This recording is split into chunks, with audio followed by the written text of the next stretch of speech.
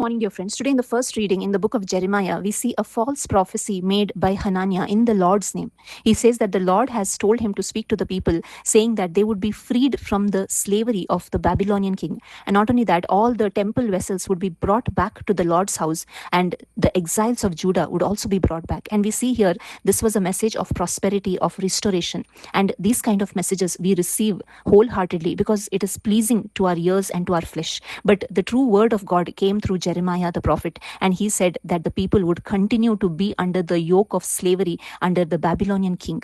And we see today also we have many false prophecies, false messages, which are not the true gospel of Jesus Christ. Jesus himself has warned us that in the end times, he says, many will come in my name and will mislead many. And we see even the apostles of Jesus have also warned us constantly to stick to the true gospel.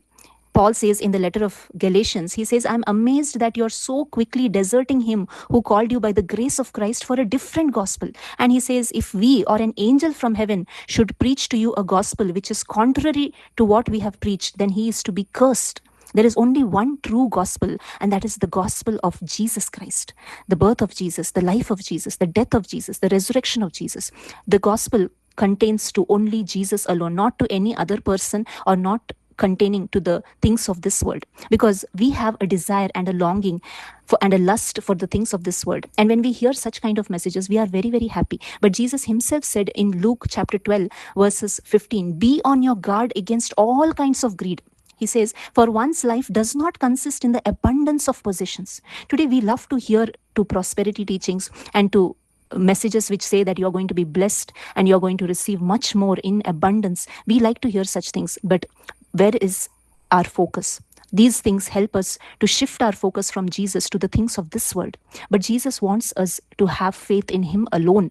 He wants our focus to be on him alone. That's why we see in today's gospel also, Jesus invited Peter to walk on the water, and he could walk on the water when his gaze was fixed on Jesus. But when his focus shifted, when he saw to the left and right, he was terrified and he was going to sink. And today, many of us are also in the same situation. That's why Jesus told him, you of little faith, why do you doubt? Today, many of us also, we begin walking, looking at Jesus. We begin our spiritual life looking at Jesus. But as we walk in this journey, we look to the left, we look to the right, we look at the things of this world, we compare ourselves with people, and we see for prosperity, we see for blessings, we look around, and we lose our focus on Jesus. We lose that faith of eternal life. But what we need to do is cry out to Jesus. Just like how Peter cried out, he said, Lord, save me. Today we need to go to Jesus in prayer. We need to sit with him. We need to spend time with him. We need to read his word. We need to listen to the true gospel that relates only to Jesus Christ. And when we have our faith in Christ alone, only then we can walk a life with him, pleasing to him. Only then we can develop that faith that leads to eternal life. We can have this hope that Jesus has called us for. He has called us not for this temporary life here on earth, but he has called us to eternity. He has called us for the salvation of our souls. Today, my dear friends, let us not be carried away by wrong teachings and by false gospels, but let us keep our focus on Jesus alone, because Jesus is the author and the perfecter of our faith. Thank you. God bless you.